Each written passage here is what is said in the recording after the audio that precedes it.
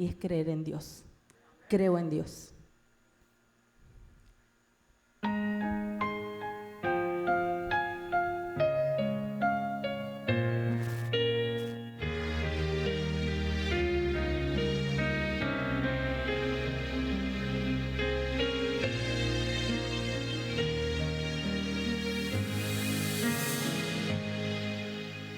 ¿Cómo puedes no creer en Dios?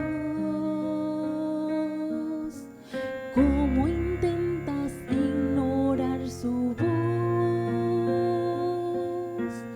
Él ha dado muestras de sus grandes maravillas. Puedes ver su poder. Él eclipsa el sol hasta opacar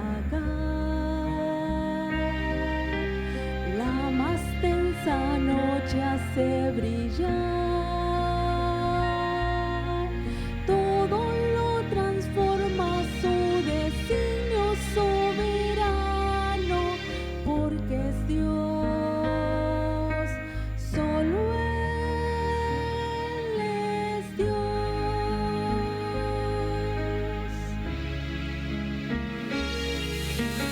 Creo en Dios, su voz levanta el viento y mar en tempestad, y por su mano alzada pronto acallará, aun cuando todo esté perdido. Yo creo en Dios, porque Él es mi esperanza en medio del dolor. Confiada cantaré su grande salvación, porque vivo y creo en Dios.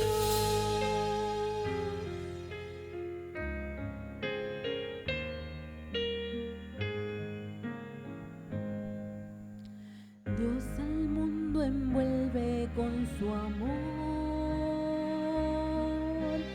su justicia y tierna compasión. Mas su gracia alcanza a todo aquel que arrepentido clama a Él, solo a Él, aunque no lo puedas vislumbrar.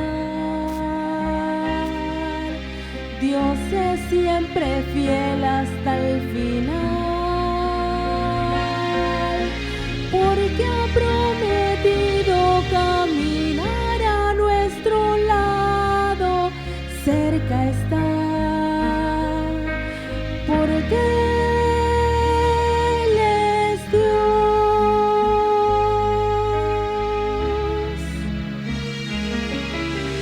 Creo en Dios, su voz levanta el viento y mar en tempestad, y por su mano alzada pronto acallará, aun cuando todo esté perdido. Yo creo en Dios, porque Él es mi esperanza en medio del dolor. Confiada cantaré su grande salvación, porque vivo y creo en Dios. Creo en Dios, su voz levanta el viento y mar en tempestad, y por su mano alzada pronto acallará, aun cuando todo esté perdido. Yo creo en Dios, porque Él es mi esperanza en medio del dolor. Confiada cantaré su grande salvación, porque vivo y creo en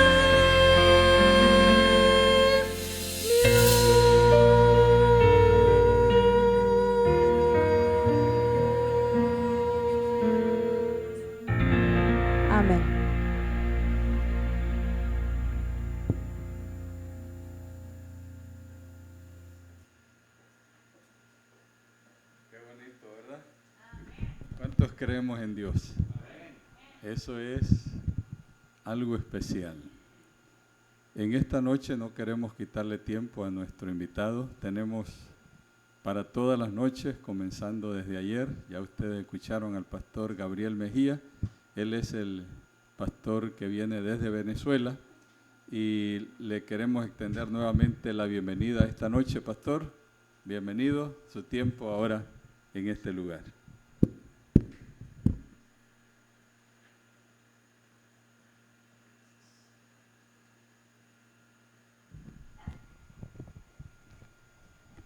Agradecemos al Señor por esta nueva oportunidad que nos brinda de compartir el mensaje de salvación.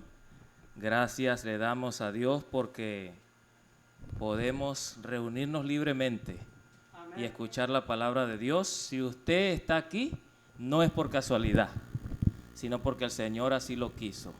Dios lo trajo hasta este lugar, así que le saludamos en el nombre del Señor Jesús y saludamos a los que también nos ven a través de la página, los que nos escuchan a través de la radio. Que Dios les bendiga y que Dios les guarde. Anoche estuvimos hablando, antes de abrir la Biblia, de la berenjena. Creo que todos ya saben cómo tener buena memoria, buena retentiva. Si usted usa el jugo de berenjena, le va a ir muy bien. Esta noche quisiéramos hablar de otro elemento de la naturaleza que es muy conocido y que lo vemos por allí casi en todas las cocinas, ¿verdad?, que conocemos. Muchas damas utilizan este elemento. Tenemos la imagen allí. ¿Sí sabe cuál es?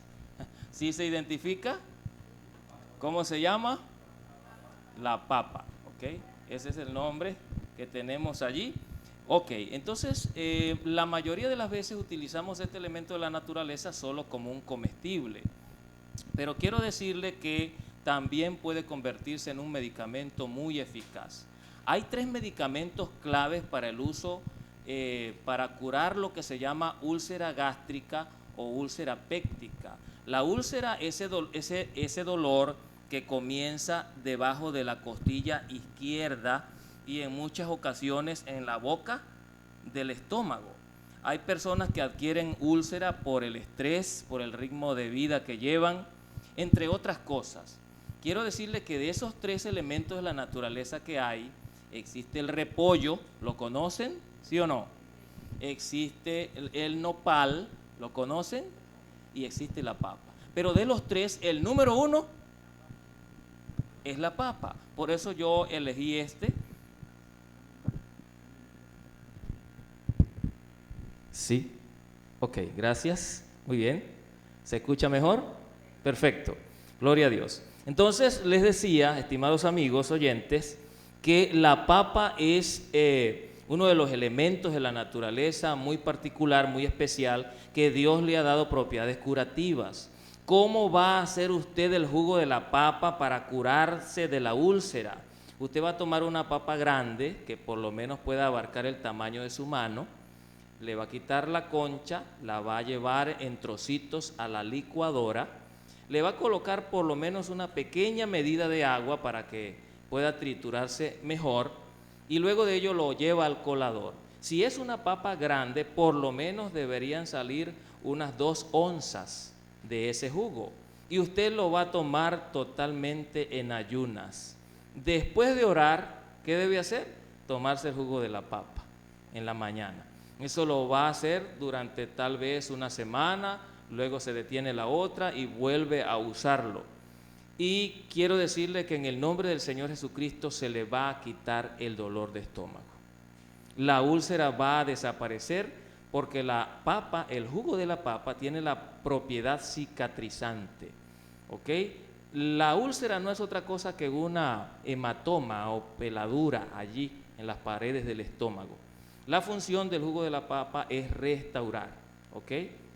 Por supuesto, usted debe comer a la hora y debe digerir los alimentos que, yo sé que acá la mayoría de los mexicanos luchan con el tema del chile, pero creo que por esa ocasión, mientras usted está con el tratamiento de la papa, debe abstenerse. Recuerde, usarlo todas las mañanas le producirá mucha, pero mucha mejoría en el nombre del Señor. Muy bien, vamos entonces ahora a mirar las Sagradas Escrituras, lo que está escrito en el Evangelio según San Mateo.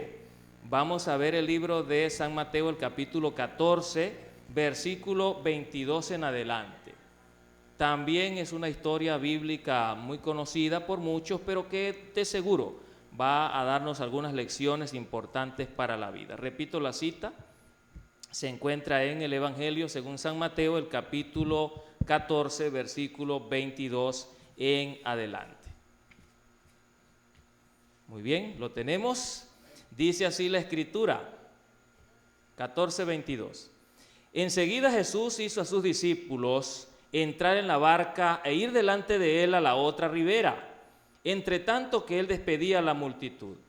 Después de despedir a la multitud, subió al monte a orar aparte. Y cuando llegó la noche, estaba allí solo. Verso 24. Ya la barca estaba en medio del mar, azotada por las olas, porque el viento era contrario. Pero a la cuarta vigilia de la noche, Jesús fue a ellos andando sobre el mar. Y los discípulos, viéndolo andar sobre el mar, se turbaron diciendo: un fantasma, y gritaron de miedo. Pero enseguida Jesús les habló diciendo: tened ánimo, yo soy, no temáis. Hermanos queridos, esta historia bíblica está en el contexto de la alimentación milagrosa. Esa alimentación que el Señor hizo allí apenas con 5 panes y 2 peces, cuando alimentó a más de 5,000 personas. Una escritora cristiana de esta iglesia dice que la gente estaba conmovida, la gente estaba emocionada, la gente estaba llena de alegría al ver aquel extraordinario milagro que el Señor había hecho, alimentar con apenas 5 panes y 2 peces a más de 5,000 personas. Entonces dice esta escritora, esta autora cristiana, que la mente de la gente estaba tratando de cavilar el deseo de tomar por la fuerza al Señor Jesucristo y hacerlo rey. Querían tomarle por la fuerza, pero ya el Señor Jesucristo en su ministerio declaró: mi reino no es de este mundo. Sin embargo, esa influencia de quererlo tomar como rey también abarcó a los 12, también abarcó a los discípulos del Señor Jesucristo. Tenían la misma mentalidad de poder llevar al Señor Jesús a la fuerza para que fuera un rey. Cumplía con todas las condiciones, porque con un rey como Jesús fácilmente podían librar una batalla. Si quedaban sin alimentos, él con escasos alimentos podía alimentar a miles. Si alguien estaba herido de muerte, él lo podía curar.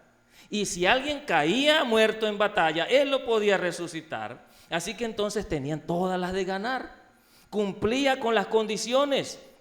Pero es interesante, hermanos, que el Señor Jesucristo toma una actitud tan tremenda. Yo doy gloria a Dios por Jesús, porque dice la Escritura que Él tomó rápidamente a los discípulos. El versículo 22 dice: enseguida Jesús hizo a sus discípulos entrar en la barca e ir a la otra orilla.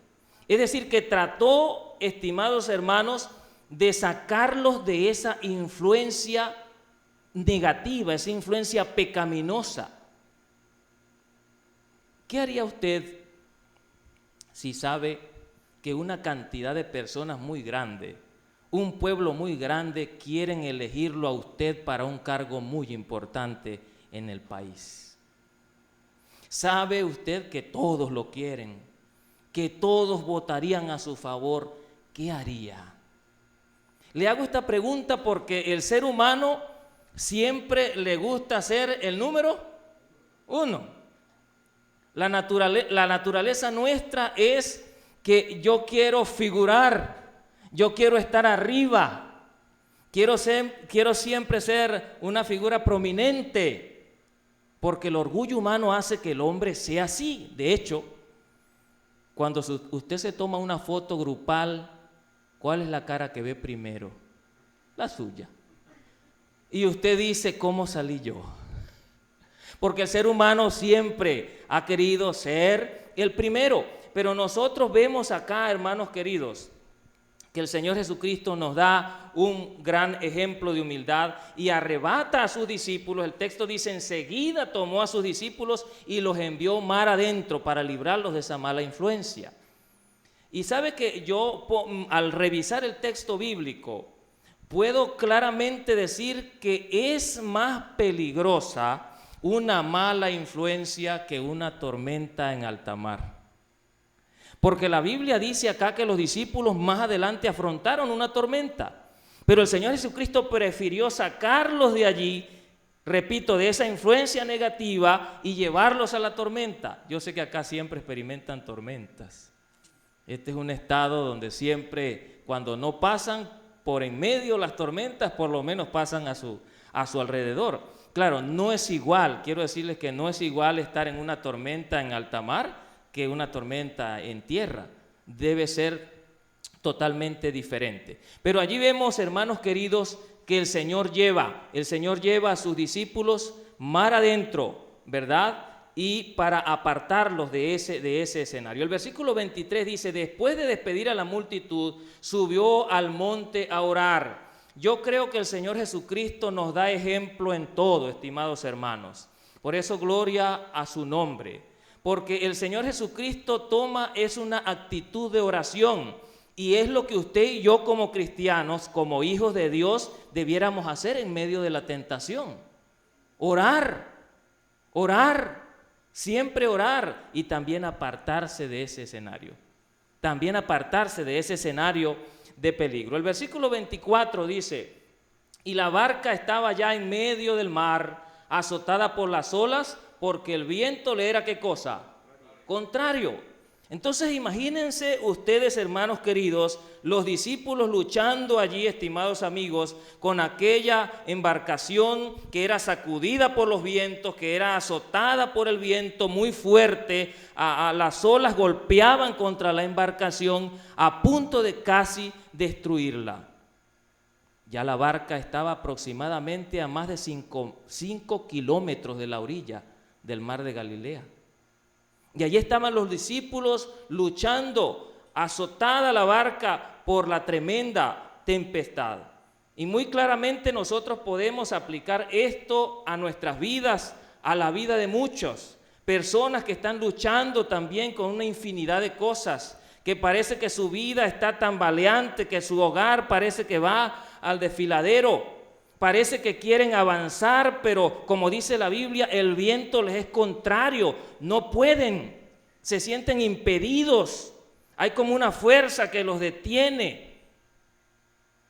La Biblia, hermanos queridos, presenta acá que estaba allí la barca afrontando esta tremenda tempestad porque el viento le era contrario. Pero yo doy gloria a Dios, hermanos, porque en este relato aparece el versículo 25. El versículo 25 dice, pero a la cuarta vigilia de la noche, Jesús fue a ellos andando sobre el mar. Alabado sea el Señor. Una hazaña sobrenatural, estimados oyentes. Parece que hoy en día, el hombre de hoy ha querido imitar esto. Y yo diría que Hollywood también ha formado parte de esto.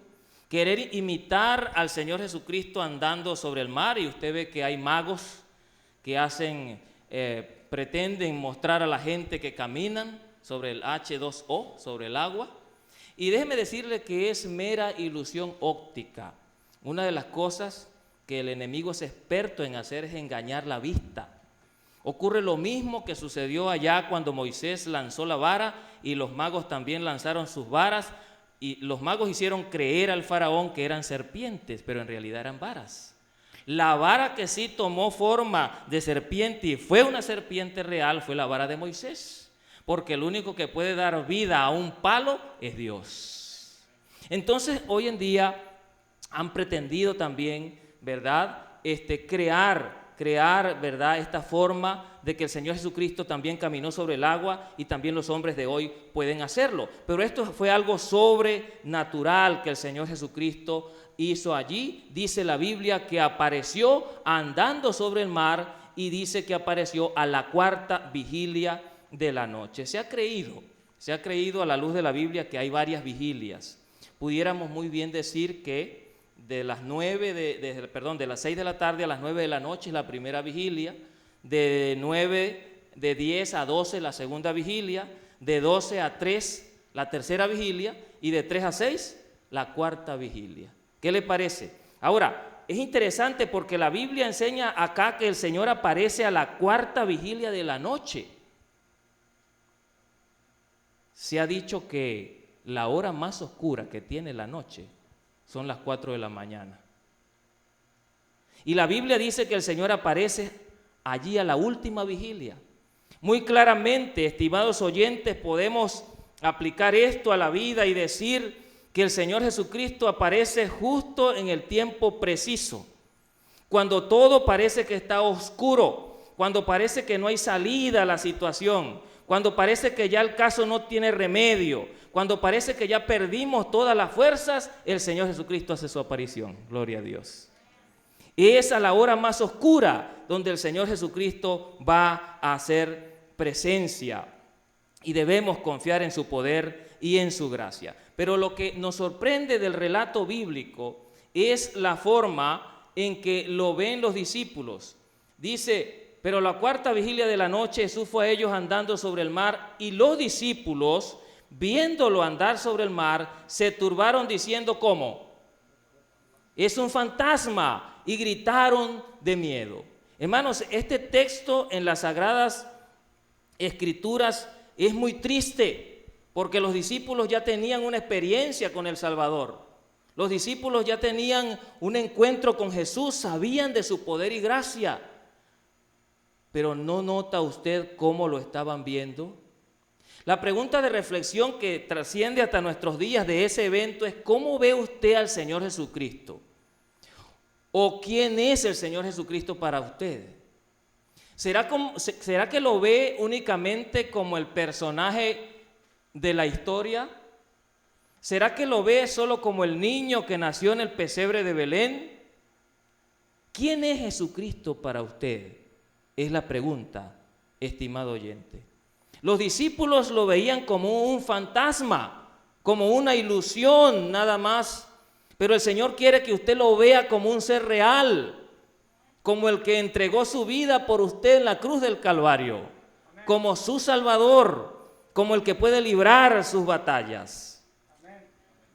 Y entonces dice la Escritura que gritaron de miedo. Yo siempre he creído, estimados oyentes, que el miedo no es de Dios. Una de las cosas que más le gusta al enemigo de Dios es infundir miedo. Hay mucha gente que no da el paso a los caminos del Señor. ¿Por qué cosa? Por miedo. Miedo a fracasar, miedo a no ser un cristiano de verdad, miedo a fallarle a Dios otra vez.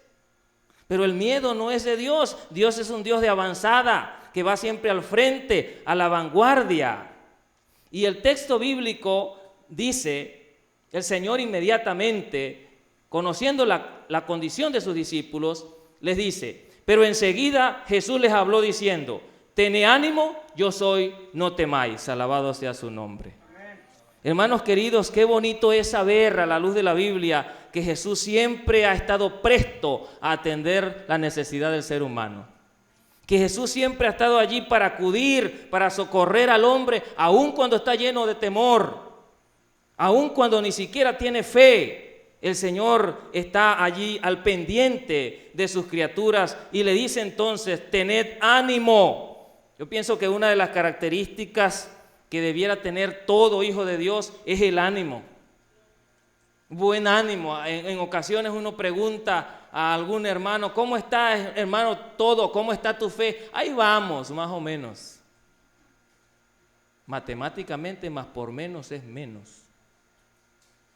El ánimo debiera siempre estar en los hijos de Dios por el tope, hasta arriba, porque creemos en un Dios vivo, creemos en un Jesucristo que vendrá pronto a salvarnos. Tened ánimo, le dijo a los discípulos, yo soy, no temáis. ¿Sabe que esta expresión, esta palabra en la Biblia se repite más de 365 veces en la Escritura?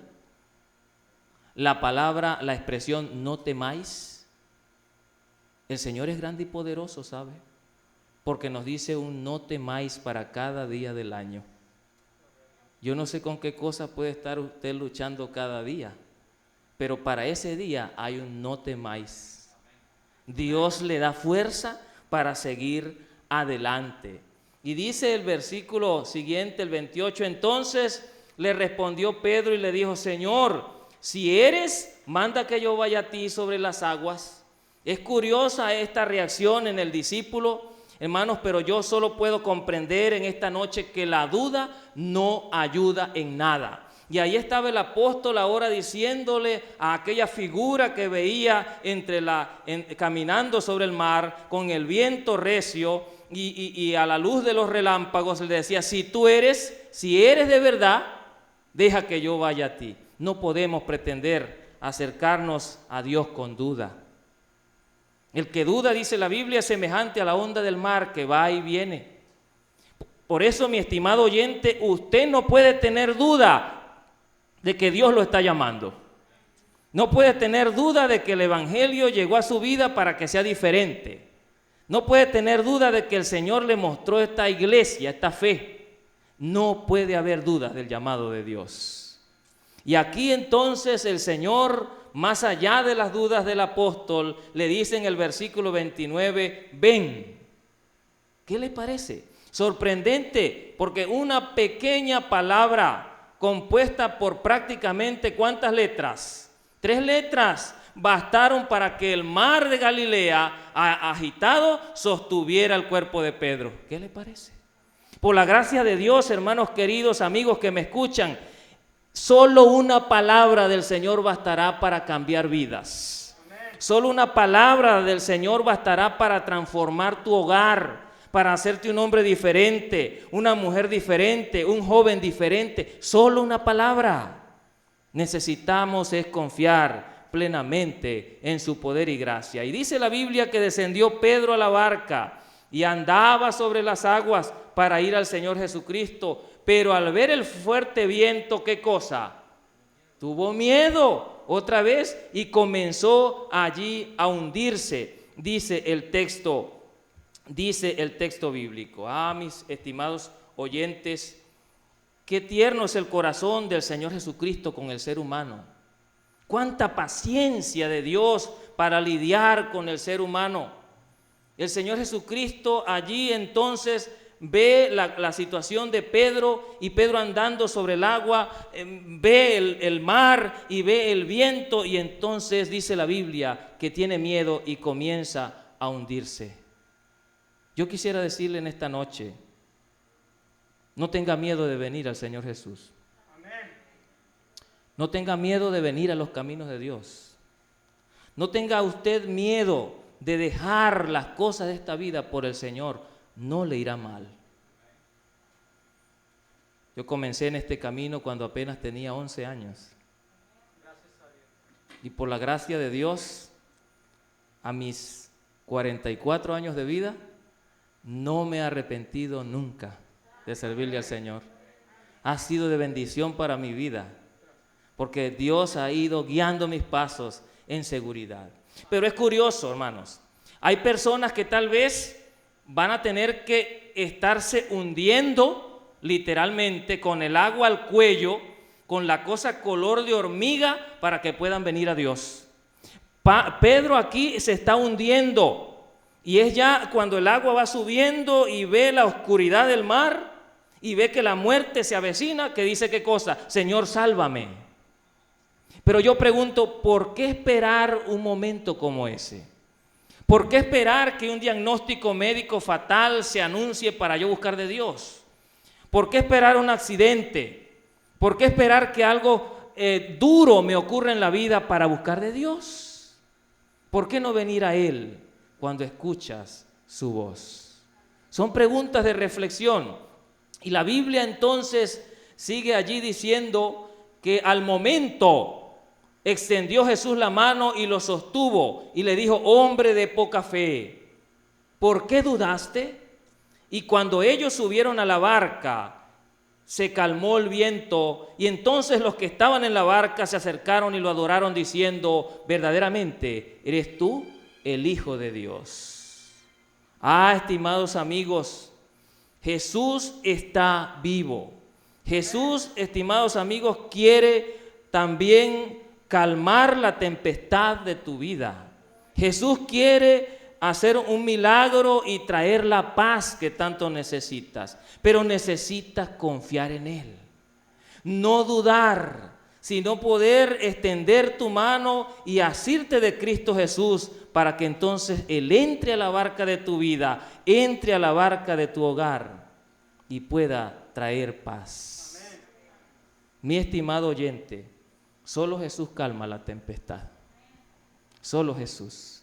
Y en esta noche yo quiero cerrar con esta reflexión orando por aquella persona que quiera decirle al Señor: Señor, necesito paz. Señor, necesito llevar una vida tranquila. Si hay alguien en este lugar que quisiera decirle: Señor, otórgame la paz que necesito, puede levantar su mano. Que Dios te bendiga, que Dios te guarde. Vamos a orar por ti hoy y durante todos estos días para que el Señor haga una obra maravillosa en tu vida y en tu corazón.